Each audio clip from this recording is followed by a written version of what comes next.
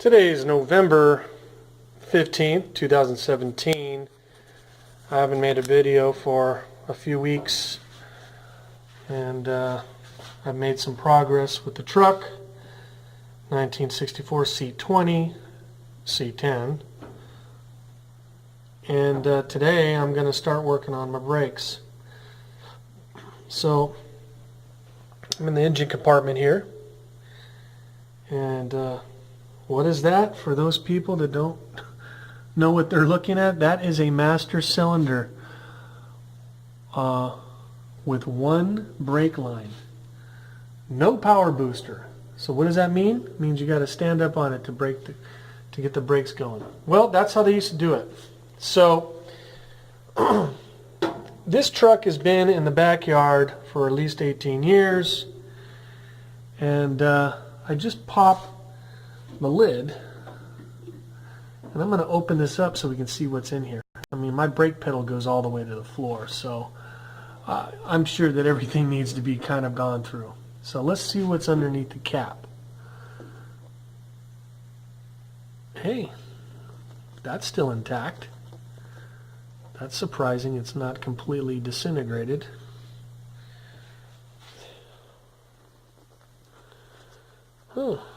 Alright, there is a rebuild kit for this, and I think it's less than $20, or you can buy a new one for about $25. So that's an estimate, because there are three kinds that are supplied to this truck. One is like a 1-inch bore, another's like 1 1/4 inch or 1 1/8 inch, and there's another one. So it just depends on which one I have. So basically, I'm just going to take a look at this, give you a look at what's inside. Oh my God, is that bone dry? Wow, that's a surprise. I think what I'm going to do is I'm going to just go ahead and take this thing out. You got a bolt there. You have a bolt there. And when I take this out, you'll see that the brake pedal mechanism goes from behind the firewall into the back part of this master cylinder, which controls the piston. I guess that's what you call it. So, alright, I'm going to take this out and I'll show you some more of the video. The brake pedal linkage that goes through the firewall, that goes in there and controls the master brake cylinder. I'm just going to check to make sure that that shaft is functioning, or moving rather, when I push on the brake pedal.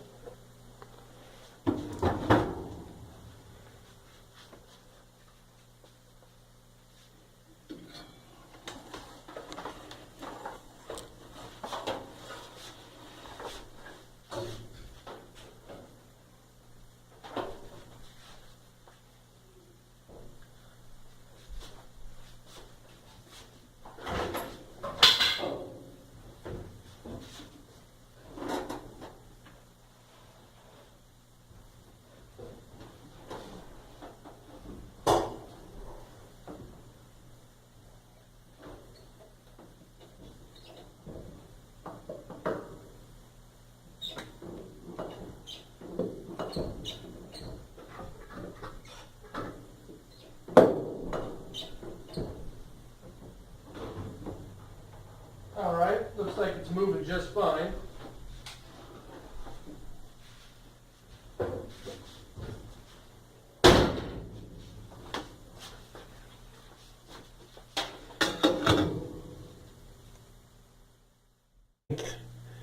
And this is a continuation of the master brake cylinder.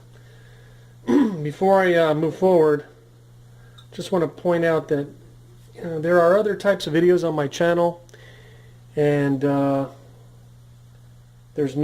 doesn't seem that there's no apparent theme, but if you read the title, Lifestyle Modification Experiment, it refers to changing my life that revolves around wellness. Now, how does working on this truck fit in? Well, it's pretty simple. I enjoy doing this. I really do. So it is work, but it's work that's enjoyable. So for me, it's a psychological boost. It's a getaway from stresses. You know, the other upside to this is, in my lifestyle modification experiment, is that I am trying to progress towards a lifestyle of independence. Now, independence from the system, from being dependent on other services, not completely, because that's impossible, but I'd like to be, you know, working towards self-reliance, if you want to use that term. It's a cliche. So now this truck, this thing was built in 1964. You know, we're in a throwaway society. You know, we have become a slave to the conveniences. The conveniences are great. I love them. But they do come at a price. They come at a price to the point where today we are not able to work on our own things. When it's broken, most of the time technicians, if you want to call them that, throw parts at it at best, and in most cases they just say replace the whole thing. Now this 1964 truck, you know, in that sense is a throwaway.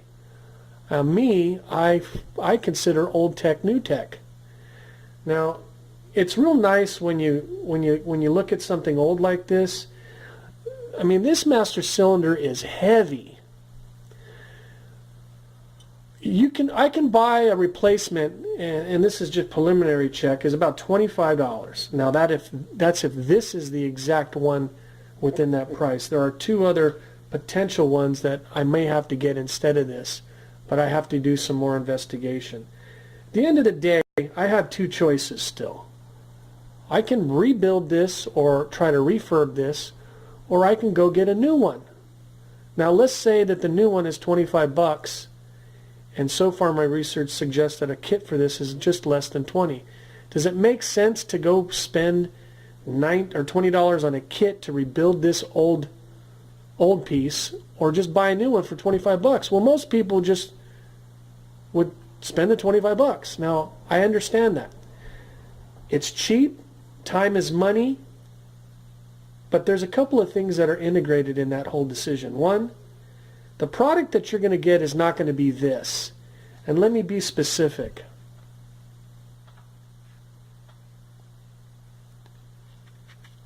What does that say? Made in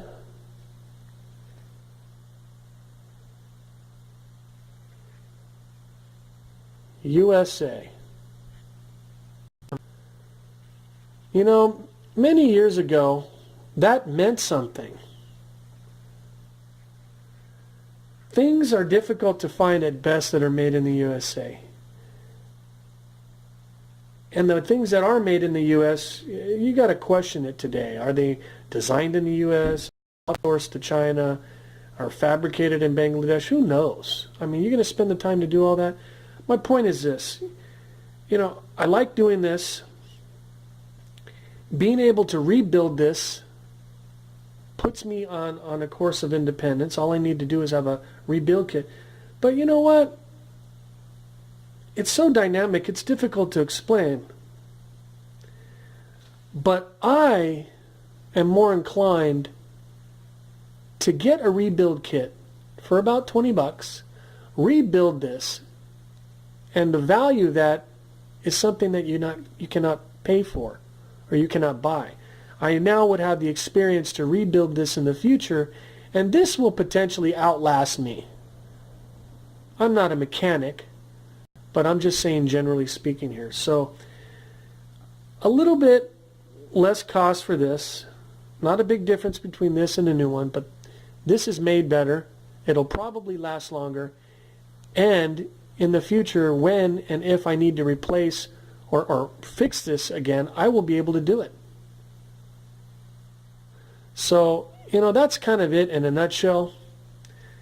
And of course, the other reason why I'm doing this video if I didn't point it out is because this is a resource for me to go back and look at what I've done if I ever need to in the future. So I know I'm kind of a little bit off topic, but to me it's kind of all interrelated. So I don't normally sit there and talk about side things during my work, but I felt the need to do that today, simply because do I buy a new one for 25 or do I spend 20 and rebuild it? You kind of understand my answer to that question. Now I've yet to dig into this. I'm guessing this is rebuildable. I'm hoping that it's rebuildable, but I'll tell you what, this is heavy. This is not disintegrating. And so far, this looks like it's functioning. You see that piston in there? It's working.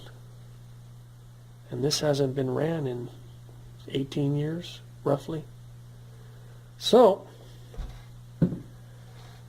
that's it for this part of the video, and I'll update you as I move along. Disassembly of this master cylinder. The first step was getting this ring out. Now I have one hand, I don't have a cameraman, but on the inside, on the inside there's a little ridge. See that ridge in there? It's all the way around on the inside of there. That ridge on the inside in here. Well, this ring here was holding that down.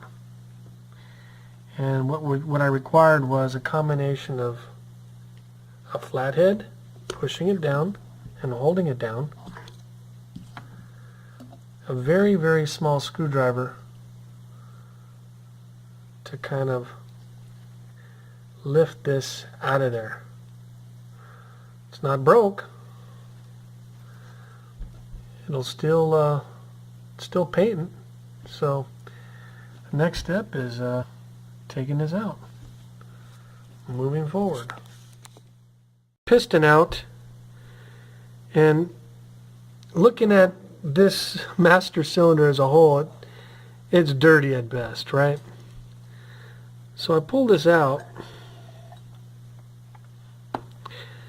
and you know, I think the most important thing is these rubber bushings, and they're intact.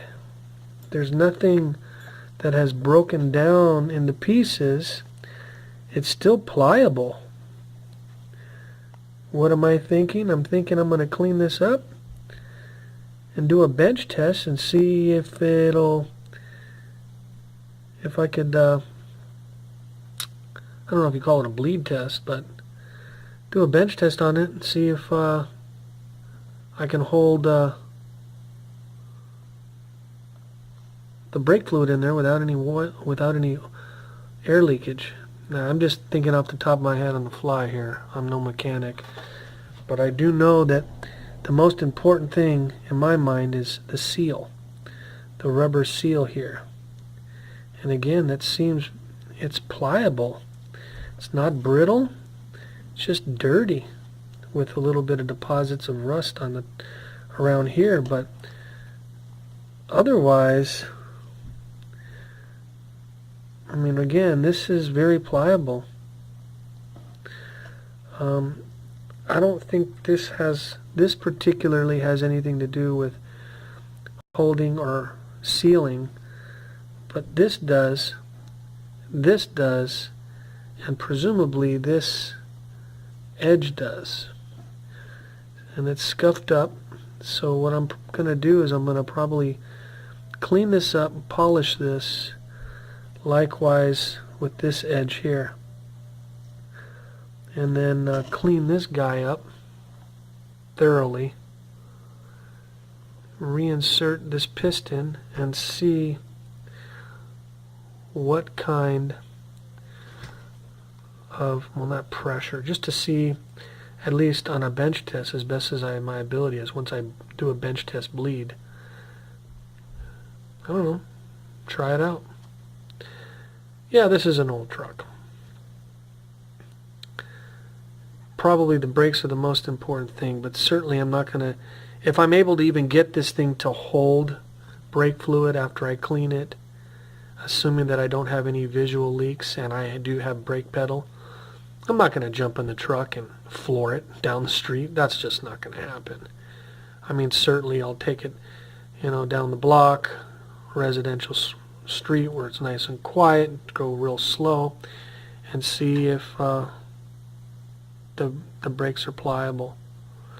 So, but that's a little later on. So, anyways, this is a learning curve, and I'll keep you updated. I've completed the disassembly, the cleaning, and the lubrication of all these items. Starting with this is the outer bushing, which the linkage from the brake pedal goes in through here. This is just a dust cover. So I went ahead and cleaned it, made sure that made in the USA was clean. And I went ahead and I used a conditioner. First of all, I washed this just in soap and water. Nothing more than that. With a toothbrush, scrubbed it, and I lubricated it with super lube, multi-purpose lubricant, AC Delco, just to keep this condition. This is more or less just a dust cover as far as I'm concerned. That's the cap for the master cylinder. It's got some surface rust. I don't care about that. Clean the inside. There's still some surface rust. Dried it with an air compressor. Got all the water off of it. This is the cap that goes on, or goes with inside the cap. And soap and water on this as well. And then I lubricated this with that same AC Delco multi-purpose lube. So that's it. That goes in there like that. I could have painted it, could have sandblasted it, but right now I don't really care. I'm not going for looks here. I'm going for low cost and function. That's the outer cap holder. Goes on the casing to hold down the lid. I just cleaned it. Still got surface rust. I don't really care right now. Same thing with the spring, where this piston rides on.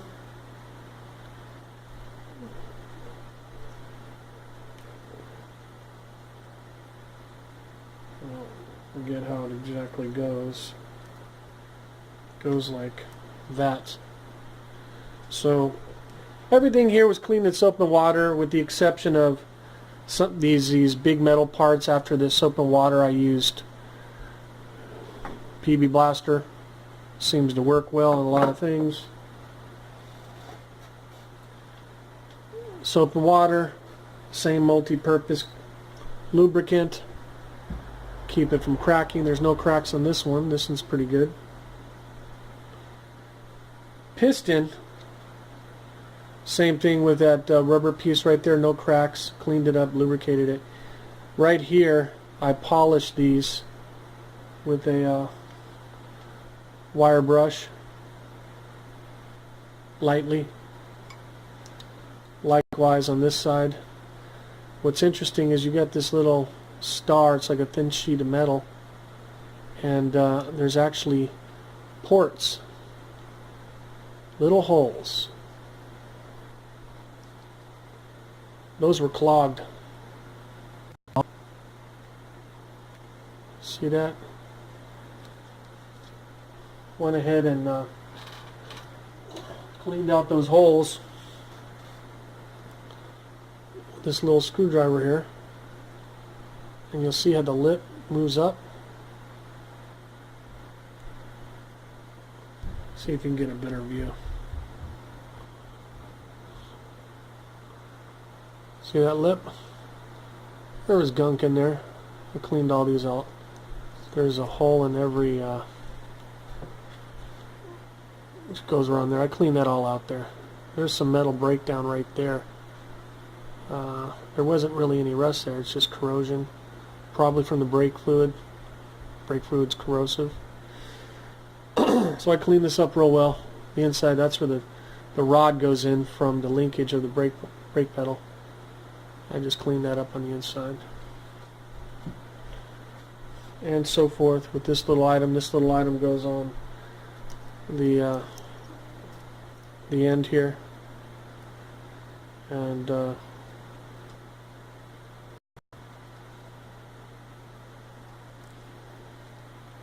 forget exactly how it goes. Oh, now I remember. This goes on here. This goes on here. This goes on this end cap, and that goes inside the master cylinder. And then, last but not least, that is clean. This is the poor picture. That's very, very clean. There are some discolorations in the metal. I got about 99.9% of the rust. I think you probably see some right there. That's negligible. And the outer casing's kind of irrelevant, but I did scrub that down and got the nice numbers right there so you could see it. 546, 488, or 4866. Nothing says USA on it. Then the surface. This is a part that goes next to the firewall. Cleaned all this off. There was a gasket there. On the inside it looks like there's some type of gasket down there, I think. It's hard to see. It's really hard to tell. But at the end of the day, if there is a special tool to take that out, if that is something that can be taken out, I'm not doing it. If you look here, this is all encased and can't be removed. So we'll just see what happens. I don't think this is a replaceable piece. I think that's built into the casing, whatever it is at the end of that cylinder. So what I'm going to do is I'm going to do the old school, take a cereal box, make my own pattern, do a gasket. Yeah, cereal box, for those of you kids who have never heard of that. Take a cereal box, cut it out to the same pattern, boom, instant gasket. So the question is, once I get this assembled, is it going to work? Well, if I didn't feel comfortable with these rubber seals, and I probably wouldn't even attempt this. Maybe I would, I don't know. No, if these were disintegrated or cracked, I probably wouldn't do it. But even the fact that they look like they're in good condition, and again, I don't even know if the cylinder was bad to begin with. I just took it out to clean it because it was dry, and this thing's been sitting forever. So when I get this together and I do a bench bleed of this master cylinder,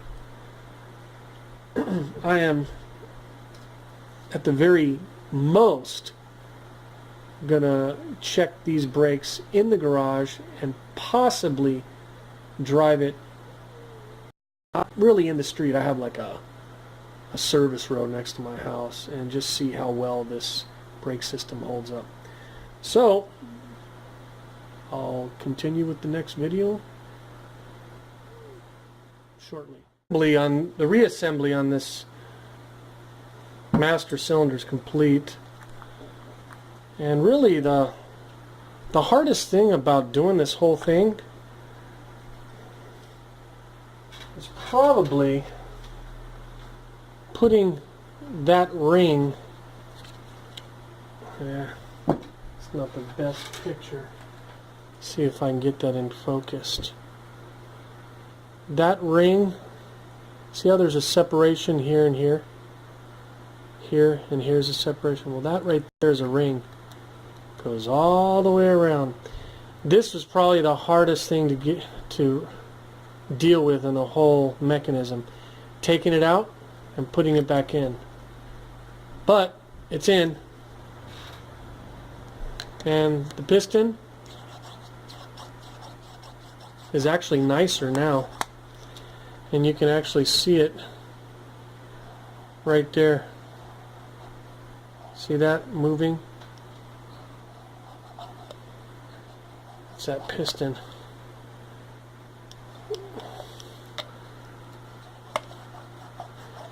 We'll see. I mean, I have no idea. Maybe after I do, you know, check every or redo every wheel cylinder, and I go to check my brakes, maybe I have nothing. So the worst that happened is, I mean, well, short of crashing a truck, which I'm sure is not going to happen. This took me probably entire time, maybe an hour and a half. And that's only because I've never done it before. So I figured I could probably do it in about 45 minutes to an hour, and that's conservatively taking it out. And with the real time involved in messing with this ring right here. Right there. I don't know, 45 minutes, an hour, maybe less.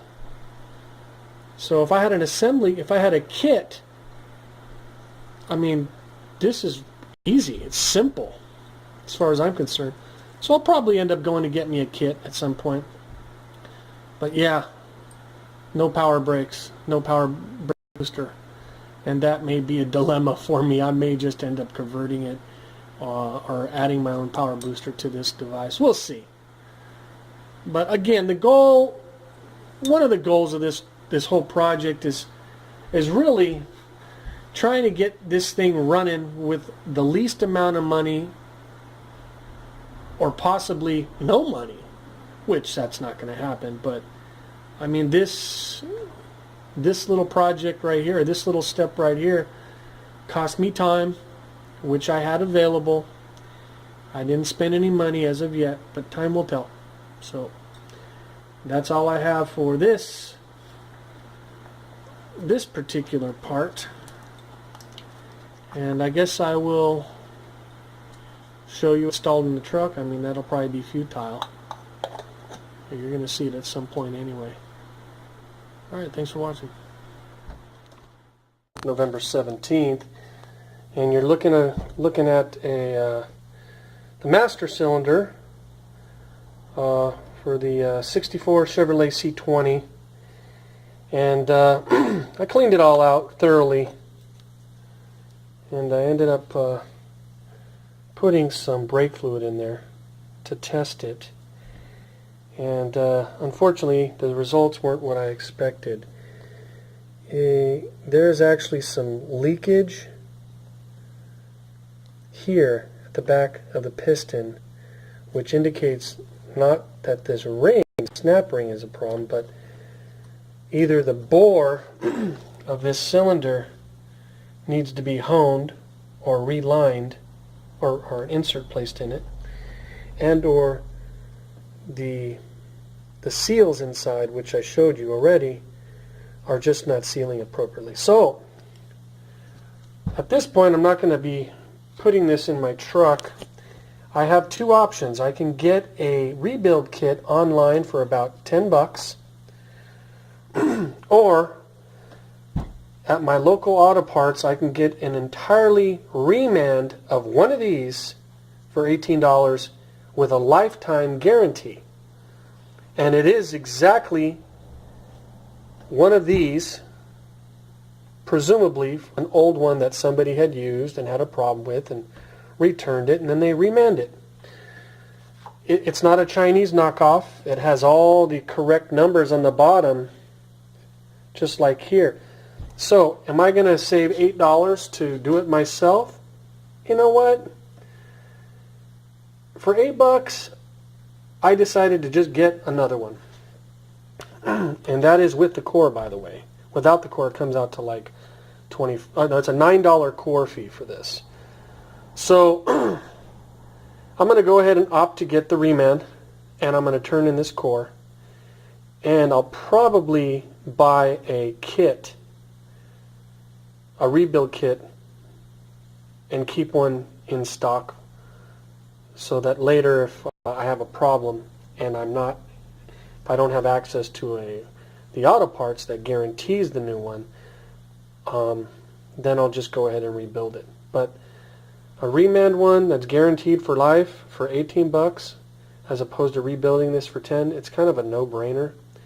I did take this apart and put it back together, so I know how to do it, and I can do it if I need to. So that's the update for this. I will save you, well, you know what, I'll go ahead and show you the new one, and I plan on getting it tomorrow morning just to finalize this video series. Thank you. The replacement master cylinder, and as you can see, it is identical, and as stated, those are the numbers on the bottom. All is exactly the same. So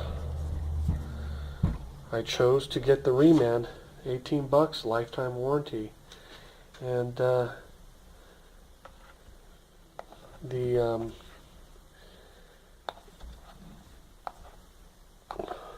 well,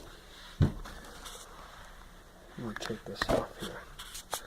One of the different things on this is the snap rings. You see how those snap rings right there have 2 holes? Well, guess what?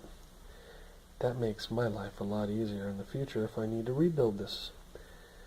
So that's a good thing. And I kept the old cap, the old dust cover, made in the USA. The new one doesn't have that. Not that it matters. Anyway, you know what, just to support the results that I gave you regarding the leakage on the back here on my original one, if you look at the firewall in my truck here, that pretty much sums it up.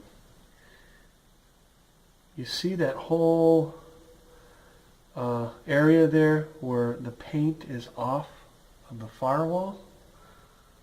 Well, more than likely that was from leakage. I mean, it's pretty obvious to the mechanic that does this for a living. I'm not a mechanic, but that pretty much supports it right there. It was leaking, maybe not a lot real fast, but over time it will leak, and this is what will probably happen. So, to finalize, here's a replacement. I'll be putting it in there. I will save you the pain of watching that. I will be moving on to my brakes, and I will show you the process by which you have to go through to get your wheel cylinders rebuilt, etc. So stay tuned. Thanks for watching.